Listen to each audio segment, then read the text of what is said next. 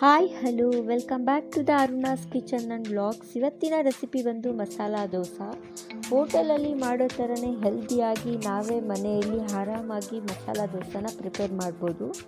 ನೋಡೋಣ ಹೇಗೆ ಮಾಡೋದು ಅಂತ.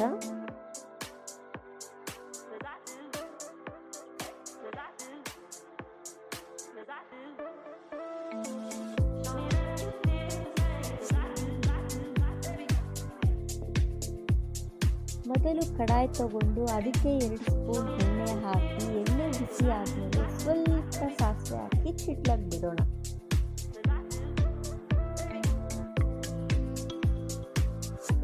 ಸಾಸಿವೆ ಚಿಟ್ಲಿದ ನಂತರ ಸ್ವಲ್ಪ ಕಡಲೆಬೇಳೆನ ಹಾಕೋಣ. ಅದನ್ನು ಹುರ್ಕೊಳ್ಳೋಣ ಸ್ವಲ್ಪ ಹೊತ್ತು ಕೆಂಪಗಾಗೋವರೆಗೂ.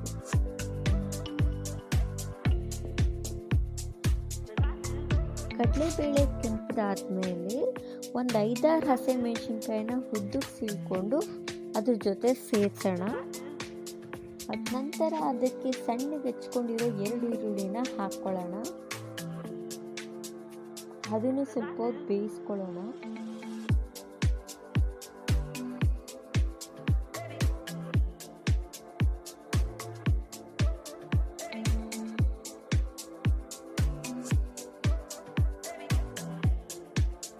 ಈ ಸಮಯದಲ್ಲಿ ರುಚಿಗೆ ಸ್ವಲ್ಪ ಉಪ್ಪನ್ನ ಸೇರಿಸೋಣ.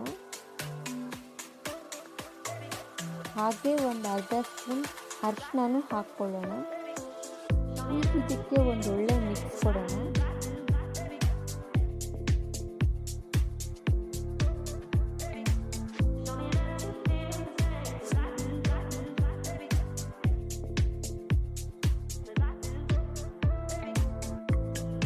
ನಾನು ಈಗಾಗಲೇ ಬೇಯಿಸ್ಕೊಂಡಿರೋ ಆಲೂಗಡ್ಡೆನ ಮ್ಯಾಶ್ ಮಾಡ್ಕೊಂಡು ಇದರಲ್ಲಿ ಹಾಕ್ತಿದ್ದೀನಿ.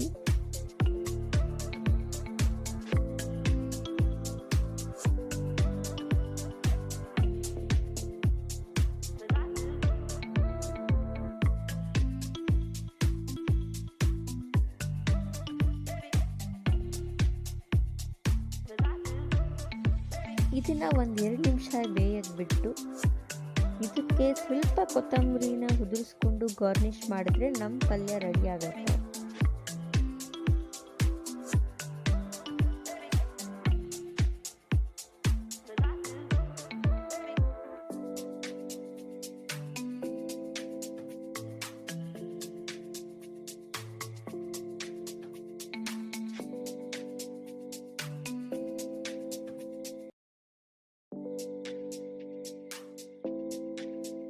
ನಾವೀಗ ಕೆಂಪು ಚಟ್ನಿ ಪ್ರಿಪೇರ್ ಮಾಡ್ಕೊಳ್ಳೋಣ. ನಾವೊಂದು ಜಾರಿಗೆ ಈಗಾಗಲೇ ನೆನೆಸಿಟ್ಕೊಂಡಿರೋ ಬ್ಯಾಡಗೆ ಮೆಣಸಿನ್ಕಾಯಿ ಮತ್ತು ಖಾರದ ಮೆಣಸಿನ್ಕಾಯಿನ ಹಾಕ್ತಿದ್ದೀನಿ.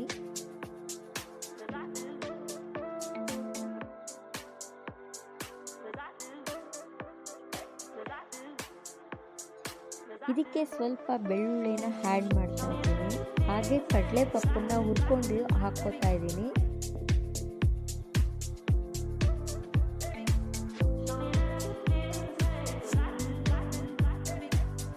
ಸ್ವಲ್ಪ ಹುಣಸೆಹಣ್ಣು ಕೂಡ ಹಾಕ್ತಿದ್ದೀನಿ.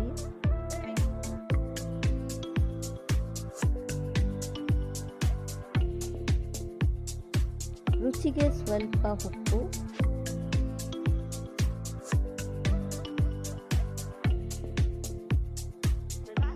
ಸ್ವಲ್ಪ ಜೀರಿಗೆನ ಹಾಕ್ತಾ ಇದ್ದೀನಿ. ಇದನ್ನೆಲ್ಲ ಮಿಕ್ಸಿಯಲ್ಲಿ ಗ್ರೈಂಡ್ ಮಾಡ್ಕೊಳ್ಳೋಣ.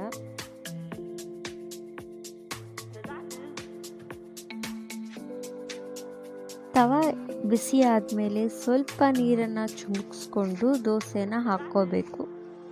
ನೀವು ಬೇಕಾದರೆ ದೋಸೆನ ತಿಕ್ಕಾಗಾದರೂ ಹಾಕ್ಕೋಬೋದು, ತಿನ್ನಾಗಬೇಕಾದ್ರೂ ಹಾಕ್ಕೋಬೋದು. ನಾನು ಸ್ವಲ್ಪ ಸಾಫ್ಟಾಗಿ ಬೇಕಾಗಿರೋದ್ರಿಂದ ಸ್ವಲ್ಪ ತಿಕ್ಕಾಗೆ ಹಾಕ್ತಿದ್ದೀನಿ. ನೀವು ಕ್ರಿಸ್ಪಿ ಬೇಕಾದರೆ ತಿನ್ನಾಗ ಹಾಕ್ಕೋಬೋದು.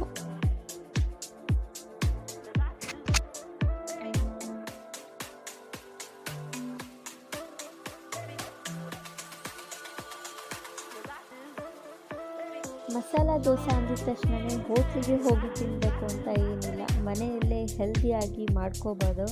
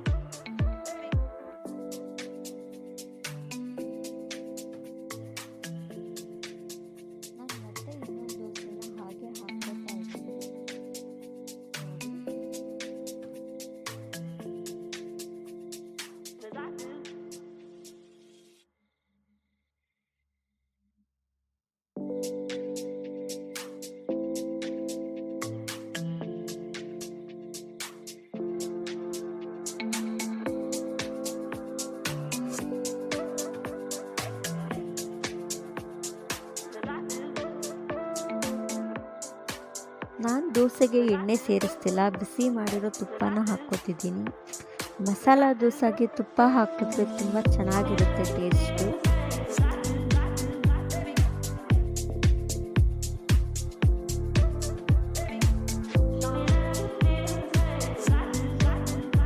ದೋಸೆ ಬೇಯೋಷ್ಟೊತ್ತಿಗೆ ಕೆಳಗಡೆ ಹೋಗಿ ನನ್ನ ಚಾನಲ್ನ ಸಬ್ಸ್ಕ್ರೈಬ್ ಮಾಡ್ಕೊಳ್ಳಿ. ದೋಸೆ ಮೇಲೆ ಪಲ್ಯ ಇಟ್ಟು ಕ್ಲೀನಾಗಿ ಫೋಲ್ಡ್ ಮಾಡಿದ್ರೆ ನಮ್ಮ ಮಸಾಲ ದೋಸೆ ರೆಡಿ ಆಗುತ್ತೆ.